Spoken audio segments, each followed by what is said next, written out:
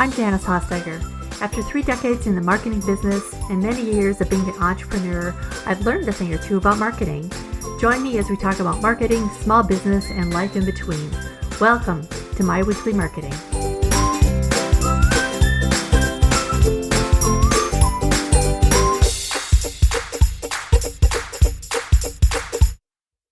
As a business owner, you've no doubt heard a ton about branding. Am I right?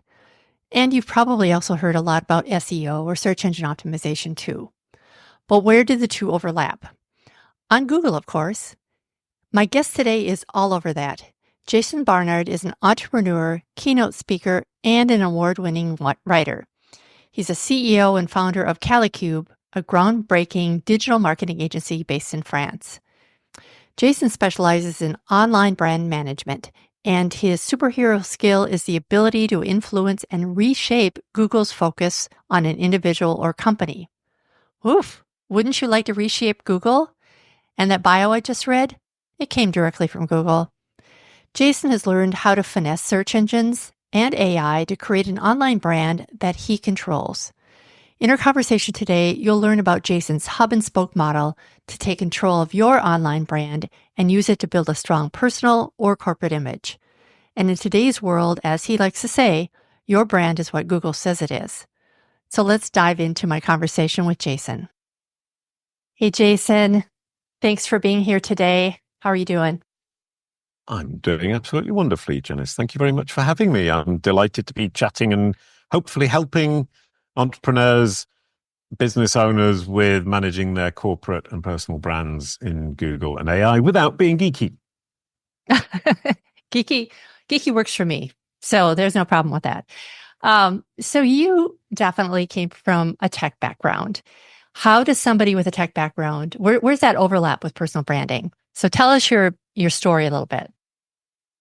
Well, the story's a bit wilder than that, indeed, because before being a geek, I created 2 cartoon characters with my ex-wife, and I became a geek because I built the website that we made for these cartoon characters who were called Bua, a blue dog, and Koala, a yellow koala. I built the website up to be one of the 10,000 biggest sites in the world in 2007. Wow. With 1 billion page views. Wow. And a lot of that success was driven by my ability to rank at the top of Google. So I learned geek by being a blue dog, which is an interesting way of putting it. And then that career ended for various reasons. And I pivoted into becoming an SEO, helping people get to the top of Google. And I got clients to the point where they were ready to sign, and then they didn't sign. And the reason was that they were Googling my name, and it said at the top, Jason Barnard is the voiceover artist for a cartoon blue dog. And I had no credibility. Google was giving me no credibility as an SEO digital marketer. So I thought, I have to be able to change how Google represents me when somebody searches my name. This is my bottom of funnel audience. That result is key. I've made all that work to get them to the bottom of the funnel, and I'm losing them at the last step because Google doesn't understand and cannot represent me as an authoritative figure in my field. So I figured out how to do it. And so personal branding and corporate branding as represented by Google and AI, that's now my business. Oh, I love that. I love that also that you made that shift. I mean, I used to have a design agency, and now I deal with the tech side of marketing. So I encountered that same issue. All my design work came up when I'd Google my name. And, it's taken me years and this to kind of move past that a little bit, but for the same reason. But right. And you sorry to interrupt, but you mentioned years, and it took me a long time to figure out exactly how to do it. But now we can do that pivot in 3 months. And we have a client, Jonathan Cronstead, who is the president of Kajabi, who said to us, I want to be presented by Google as an investor and business advisor, and I don't want Kajabi to dominate. Gotcha. Job done. Really? Okay. I love that. So you can control your brand basically through Google. is what you're saying. So what does that look like? Where do you even start with something like that? Is total control possible, or is it that you, well, I'll let you jump in because I'm learning right along with everybody else here. Total control, almost. It's indirect control, and it takes time because you're dealing with educating an algorithm. So the whole process is to say the algorithm wants to represent you the way you want it to represent you. You just have to teach it. It's like a child. If you can teach it, it will say what you want it to say. And the algorithms are quite slow. So Google's search algorithms can take a couple of weeks. The knowledge algorithms will take 3 months, and the AI algorithms will take a year. So you have to be patient, and you have to understand it's a long game, especially for the AI. Mm-hmm. And you can control indirectly what they say by painting the picture you want across your entire digital footprint. And they will understand because they're analyzing your entire digital footprint, not just your website. And what that means as the bonus is because you're cleaning up your digital footprint to be clear to the machines and having a clear brand narrative with your credibility built in, you're also doing that for your audience who are looking at you on LinkedIn, on YouTube, on Forbes.com, and on your website. So you get the double bonus. Your audience who are probably bottom funnel or mid funnel are seeing an incredibly consistent brand message from you. Mm-hmm. And that increases your conversion. And the AI and Google learn about you, and they will represent you better for the bottom of funnel when people search for you, which increases conversions. Gotcha. So walk us through the process of, let's say, I would imagine we start with like an audit, right, of our personal brand, our presence online. And then I have questions from there. But what is the process where do you start with something like this? You Google your name, I'm guessing? That's a good start. Exactly, because your brand is what Google says it is. And from there, you can do an immense amount of work, and it's a very simple starting point. You Google your name, corporate or personal, and you look at the results. What do you want to see there? What do you feel represents you? In my case, it wasn't the blue dog. Mm-hmm. So I set about thinking, what do I want to see here? And then I can start thinking about how I can build that in the machine's brain. And that starts with your own website, of course. Mm-hmm. And then building that out across the digital ecosystem. So you need to initially know what you want to communicate. Who am I? Who do I serve?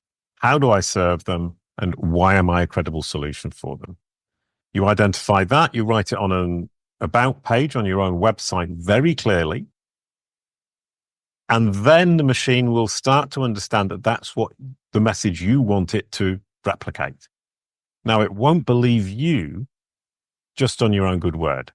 So what you can then do is go around your entire digital footprint and replicate that message across every platform you're already present and any platforms where you should be present where you aren't. Then you have a hub, which is that about page that explains who you are, what you do, which audience you serve, and why you're credible.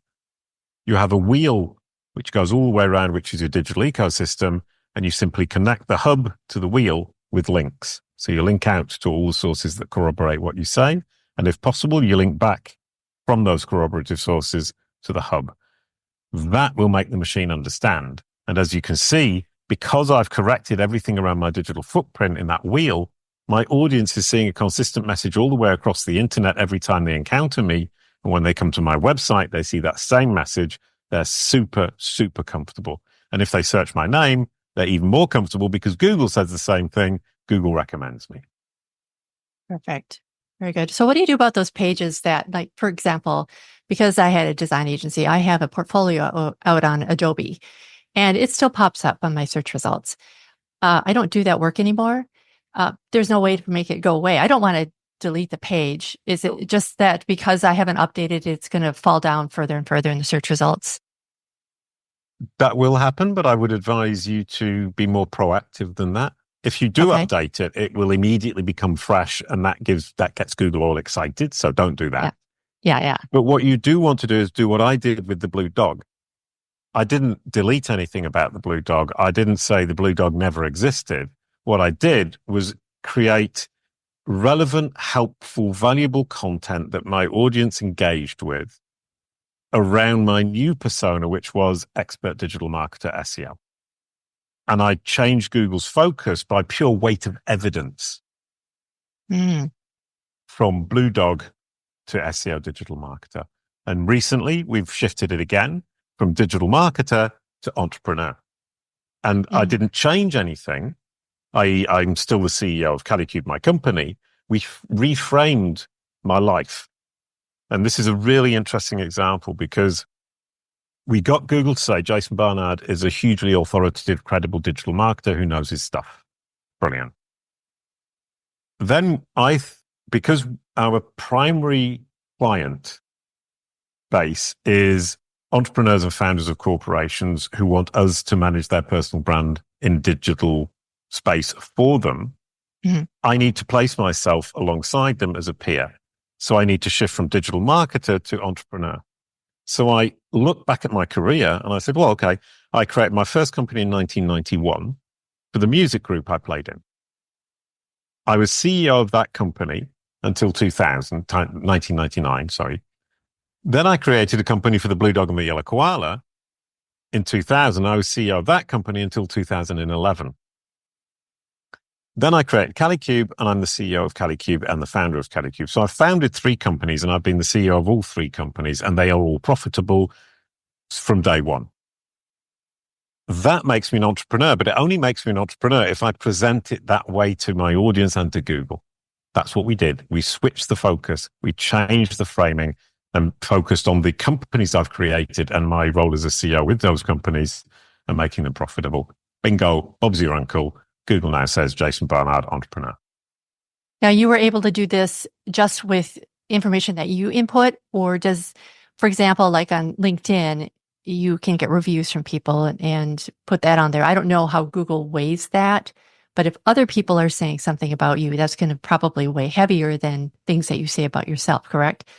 So is that something that you should include too on your site? Obviously, for marketing reasons, I recommend that. But is there, I mean, how much of this do you do in terms of outreach to others, and how much do you do yourself? It's really my question. Yeah, which is a really great question. I think the 80-20 rule can apply here. You can actually do it with 80% of things that you change yourself. So your website, LinkedIn, Twitter.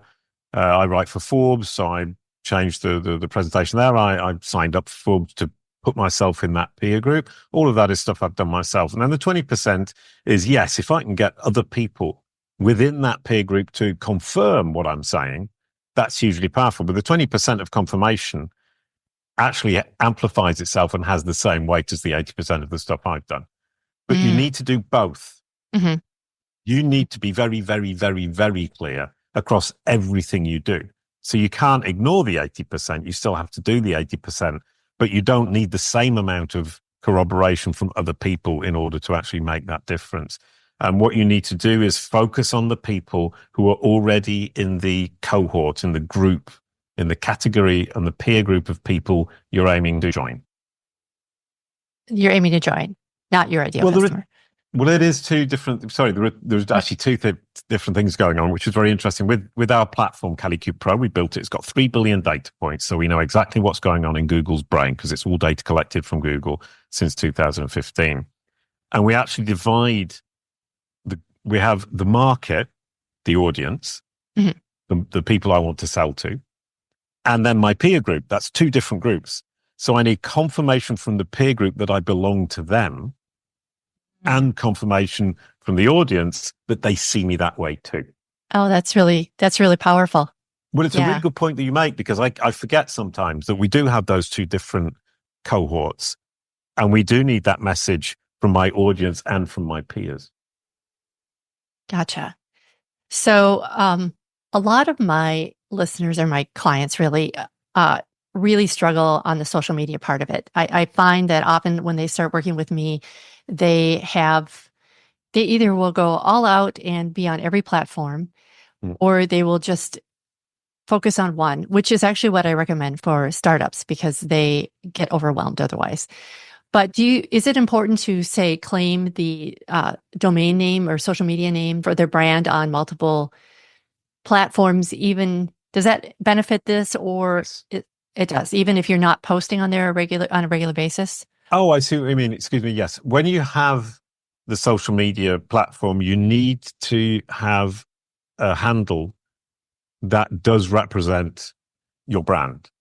You can't always get it. So it's a really good idea to check first and standardize it as much as you possibly can across all the different social media platforms. And that does mean claim the ones you expect to use and don't claim the ones that you will never use. Because we have had clients who come to us saying, well, I've created 100 social media profiles on all these different platforms. Through a platform I found where it was $60 to create 100 accounts. And it just creates much more mess than it helps. So what we said to him is we're going to have to delete all of these because we cannot maintain them. Right. And it's going to become inconsistent. And that hub, spoke, and wheel model that I talked about earlier on is going to end up with lots of things on the wheel that don't actually correspond to what you're saying today, because what you're saying today isn't what you were saying 2 years ago, and what you will be saying in 2 years will be different as well. And we need to manage that over time. And if you have 100 platforms, it's a huge amount of work, and we're going to mess it up. And one thing that we have with Kalicube Pro is, of course, our platform tracks all of this, so we don't mess it up. So he came to us because he knew we could control it. But if you go out and do this by hand using the free guide that we offer on kalicube.com, you are going to make a mistake. You're going to forget something, and that's going to confuse the machine. Consistency is absolutely key. Okay. So let's say I go and I update my about page on my site and maybe my LinkedIn profile. Well, let's just stick with the about page on my site. It's not crawled on a regular basis. So do I go to Google Search Console and have it crawled? Just like if you're a little bit geeky, you go to Search Console and you submit it to Google and it will crawl it. It won't necessarily index it immediately, but certainly you push it to the front of the queue. Okay. If you have a WordPress site, installed Index Now, that will get it to Bing as soon as you publish it. Microsoft Bing and multiple other engines. If you're using Cloudflare, that also pushes it out to Bing through Index Now. But Google actually crawls more than we think. And a sitemap is super, super important, because a sitemap with an accurate last modified date will indicate to the machine when it comes onto the site once every 2 or 3 days, let's say, this page has been added or this page has been changed, and it will naturally go to that page to check what's happened. Gotcha. So talk to us about the Google Knowledge Panel. I noticed when I Googled your name that it popped right up. Is that something that happened just organically because you have done such a good job with your online branding? Right. First, I want to explain what the Google Knowledge Panel is. It's a kind of a box. If you Google someone's name, if they're famous or renowned in their field, like Jason is, it will pop at the top of the Google search results talking about your background and all the things about you. So it really stands out. Yeah. So go ahead. Yeah, it's an information box about a person or corporation who is notable in their field, or simply that Google has understood. And it's the first step towards AI as well. This is the foundation of how we're going to be able to control how we're represented in AI in the future. So this is a step you cannot miss. And anybody can have a knowledge panel. Literally anybody can have a knowledge panel. So don't think it's because you're not notable in your field you can't have a knowledge panel. You simply have to be clear and consistent and have that hub, spoke, and wheel model set up. Google will understand. Google wants to understand the entire world. It will only push to the fore the people who are notable and authoritative. So the two different things going on here is I need to be understood to ensure that the AI and Google represent me correctly. And if I'm authoritative, credible, and notable, I will be pushed to the fore by these machines, or if I can demonstrate to them that I am. Now, if you take my case, I got the knowledge panel immediately back in 2012. I wasn't famous. I wasn't notable in the field, but I convinced the machine that I was. Okay. So that's a question of framing what you're doing. So I've now convinced it I'm an entrepreneur. I haven't lied. What I've done is amplified the message about WTPL Music, my first company, Up to 10 Limited, my second company, and Kalicube, my third company. I amplified that and pushed other information to the back. So it's a question of managing your information in an intelligent manner to ensure that the machines understand, and indeed now people understand when they talk to me as an entrepreneur and not so much as a digital marketer, although it's actually both. So the knowledge panel is a foundational step today for your representation on Google, and the foundational step for tomorrow when the AI is going to be delivering the search results. It's going to be a conversation between a machine and a user, like ChatGPT is today. Google Learn has just come out. That's an educational chat experience. This is the future, and you need to be ready today. You need to start getting ready at least today. One interesting thing is we're doing an experiment at our company, and we have 10 people at the company who have said, I want to be part of the experiment. I want to get a knowledge panel on Google. And none of them are famous in their field. Some of them only have 2 social media channels, plus their web page on their about page on the Kalicube.com website. We have got them small knowledge panels simply through those 3 references. That shows to what extent Google really wants to understand and to what extent it trusts the information that we place on Kalicube. And that is key as well, is you need to make sure that Google and the AI trust you and trust your website to provide them with factual, reliable, trustworthy information. If you can do that, you can feed them the information about you really easily. It takes years, I'm afraid.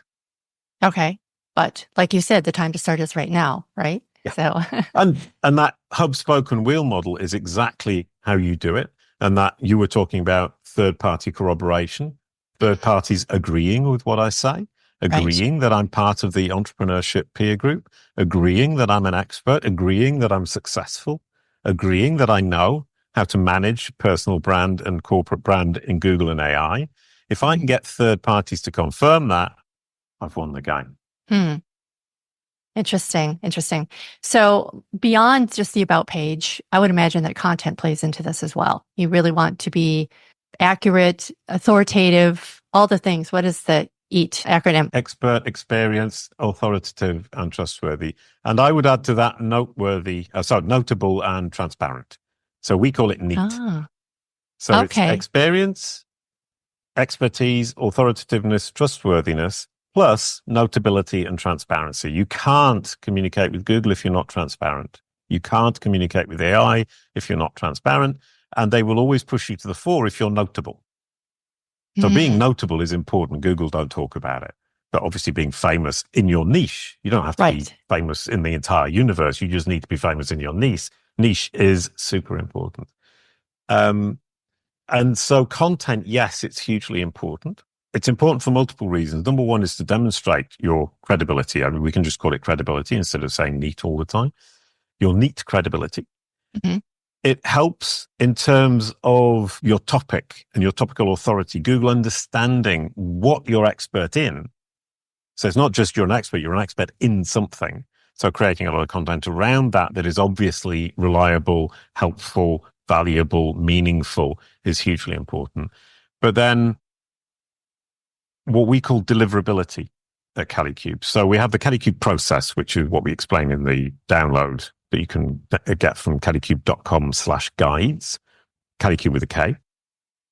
And we talk about understandability, credibility, and deliverability. Understandability, does the machine understand who you are, what you do, which audience you serve? Credibility, does it believe you're neat credible? Are you a credible solution to the users it has? Number 3, does it have the content from you to allow it and to help it deliver you to the subset of its users who are your audience?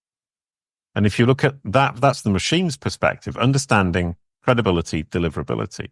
I look at it from my perspective of my personal brand. Understanding gives me control. If I can get it to understand on my terms, I have control. If I can get it to believe that I'm credible, I get influence. I can influence the machine, and I can influence the people on the other side of the machine via the machine.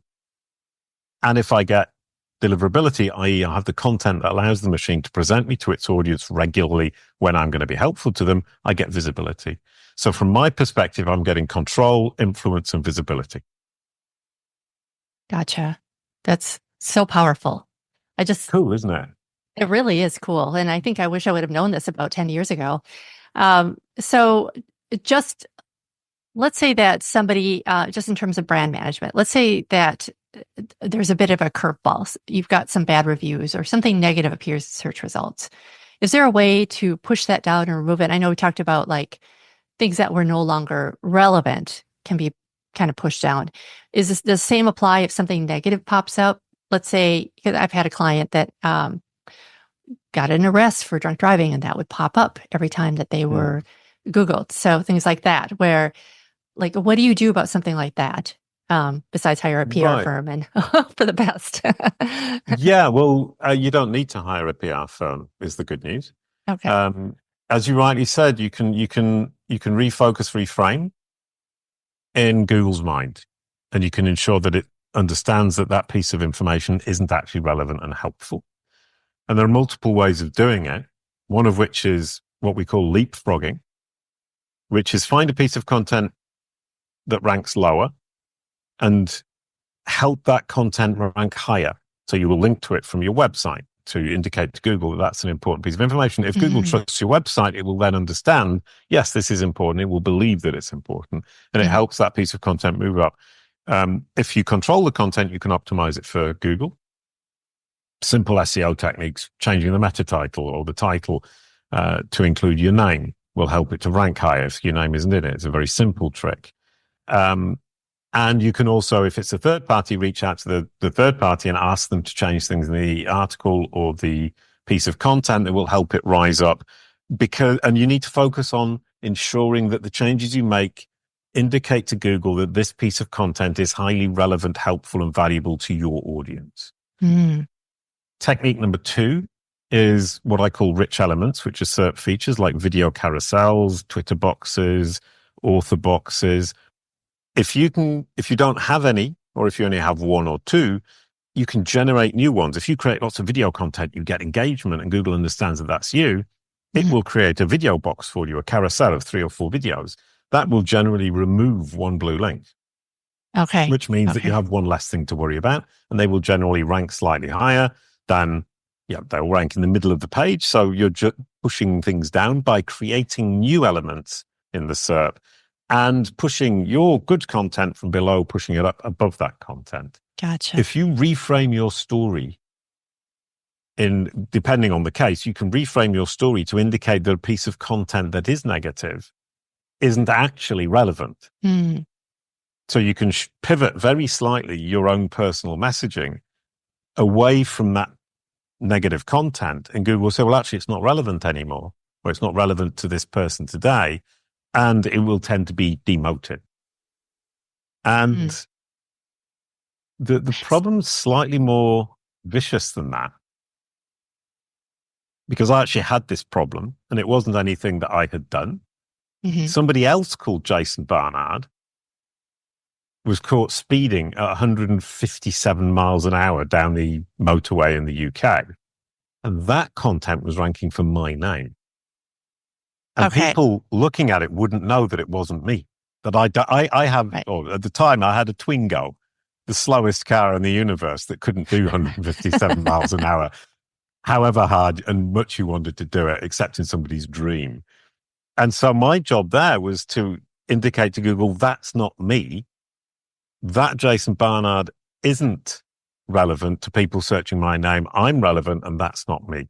And that was a slightly different strategy, but similar ideas. But the idea that Google gets confused between 2 different people with the same name is a huge problem that most people haven't even thought about yet.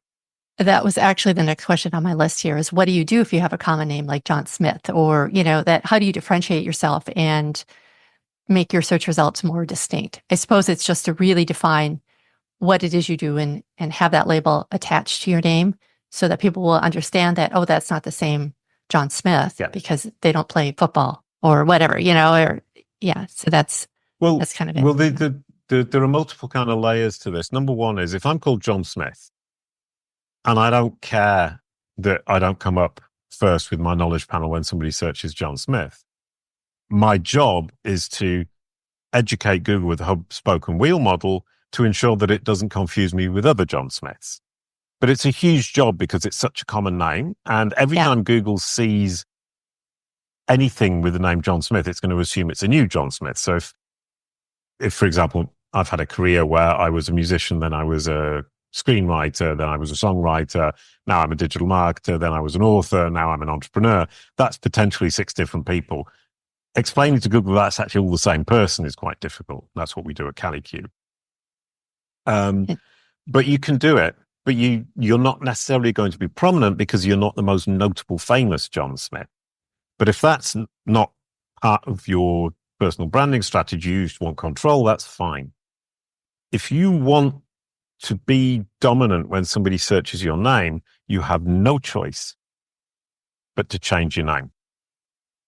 You need to rebrand yourself. So it would be John Benjamin Smith.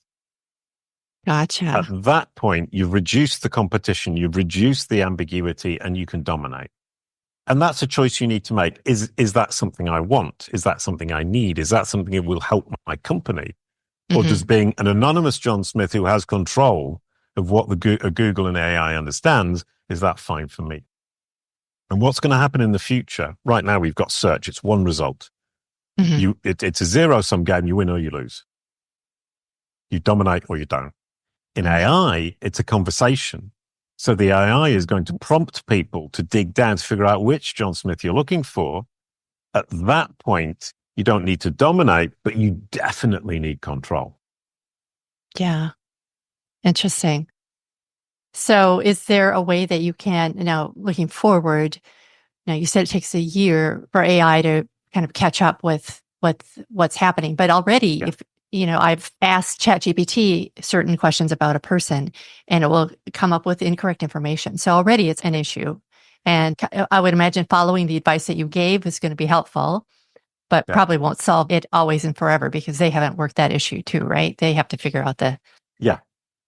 Okay. Well, the thing is, saying they need to figure that out is pushing the onus of responsibility onto a huge machine that is trying to understand billions of people. Okay. And my perspective on this would be, I can actually take control. I can help the machine and the machine will be grateful and I can control how it understands me. So the machines are going to get better, but they're not going to get better specifically for you and me.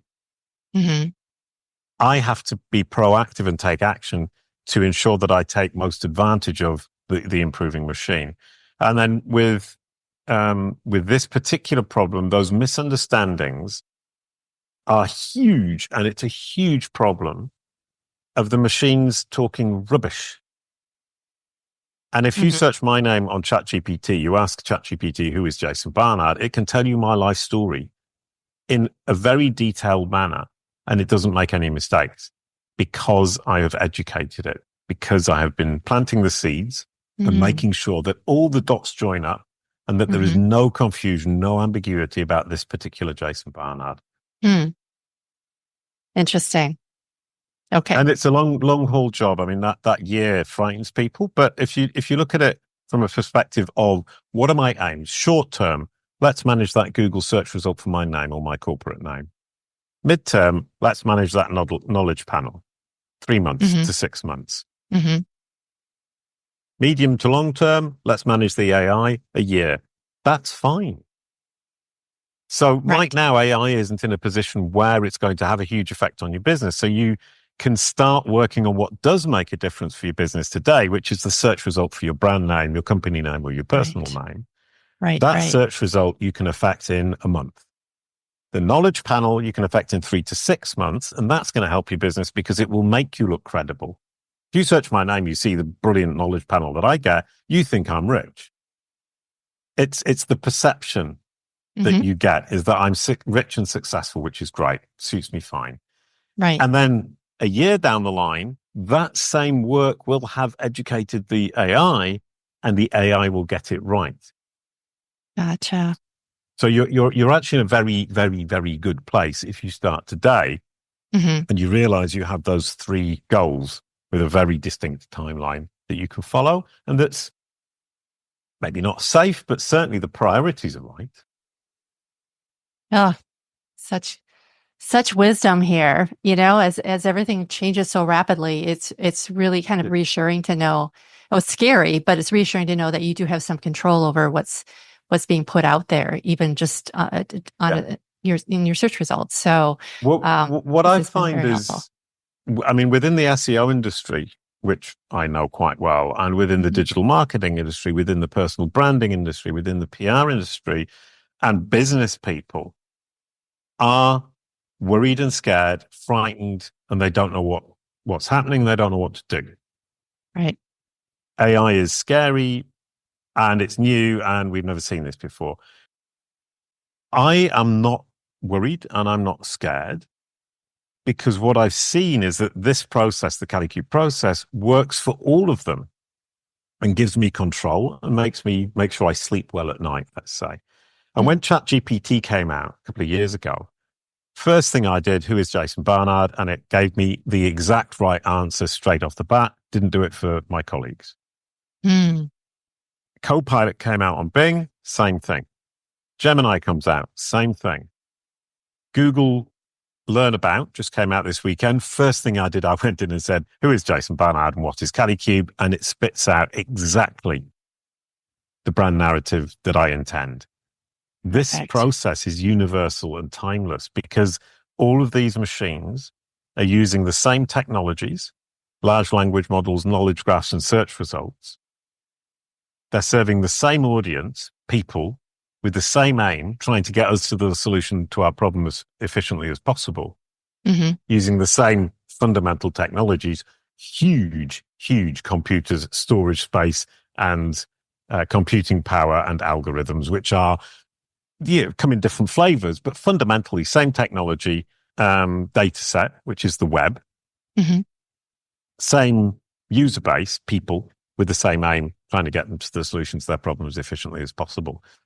So universal strategy, hub spoke wheel, the machines digest it, spit out exactly what you want, job done. This has been so good. Thank Isn't you, it fun? Jason. It really is interesting. I mean, Oh, I said fun. You said I know. interesting.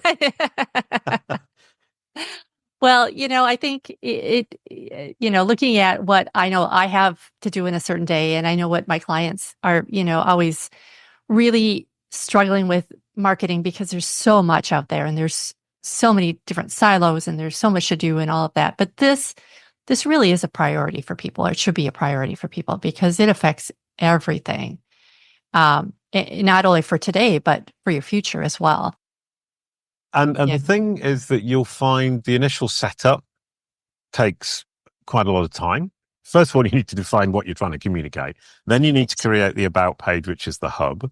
Then Mhm. you need to corroborate, make sure everything corresponds. That takes a lot of time and a lot of effort. You need to join all the spokes, and then you've got your hub, spoke, and wheel. That is the huge chunk of work, and it takes about a month to do if you not full time, obviously, but if you work through it in a reasonable manner, it will take you about a month. Within Mhm. 3 months, you will see the fruit of that effort, which is pretty good going. Mhm. Then you simply need to maintain it because your digital footprint will change as you publish more content, as you get on more platforms, as you Sure. push out your marketing. Your market will change, both because your competitors will do things, but also because your audience will say things about you. You need to keep a grip on all of that. Make sure that it's corroborating, that it's positive, and that people who are saying things about you are saying things that are relevant to what you're trying to communicate today and not something you were trying to communicate 3 or 4 years ago. And then technology will change, so you need to keep an eye on it. You need to track it. But the maintenance isn't such a huge job because, especially with a smallish business, you're not going to be producing huge amounts of content. You're not going to be changing your brand message hugely from one year to the next. So I would strongly advise people to spend that painful month setting it all up Mhm. and then remember to maintain it over time, doing a sanity check once a month. Hmm. Such good advice. All right. Where can people find out more about you and Kalicube? They can Google me. All And if right. anyone's listening on audio only, I have a QR code with Google Me. So Google Jason Barnard, JasonBarnard. And if you're watching on video, you can scan the QR code. Mhm. But if you've decided that Google isn't much fun anymore, you can just ask ChatGPT. And there you have a Oh, look QR at code that. for going straight to ChatGPT, where it will tell you exactly who I am and explain my career to you. So ask ChatGPT about Jason Barnard, JasonBarnard, or Google me, and you'll learn all about me and know exactly where you can connect. And you have a free download to it, a free guide, right? We do. Kalicube.com, Kalicube.com/guides, GUIDES. And we have 7 or 8 free guides where we explain how to manage a knowledge panel, how to manage your personal brand, how to manage your corporate brand, 60-page downloads, how to survive as a marketer in a world of generative AI, how to survive as a CEO and a business founder in a world of generative AI, and how to survive as an SEO in the world of generative AI. So we're trying to help everybody. For free, You by really the way. are. All of that's free. Yes, I looked at your downloads, and you offer so much for free. So I just think that's so awesome, especially for the smaller businesses that don't have a bigger budget. So thank you, Jason. This has been super informative, super helpful, and appreciate your time today. It was an absolute delight. Thank you so much. So I don't know about you, but I've been sitting here taking notes like crazy. Who wouldn't want to have their personal or corporate brand ranked higher on Google or any search engine for that matter? For more information about anything we talked about today, including links to all of Jason's downloads, visit myweeklymarketing.com/84. If you liked what you heard, please leave a review, or better yet, forward it to someone who could benefit from it too. Thanks for joining me today. See you next time. Bye for now.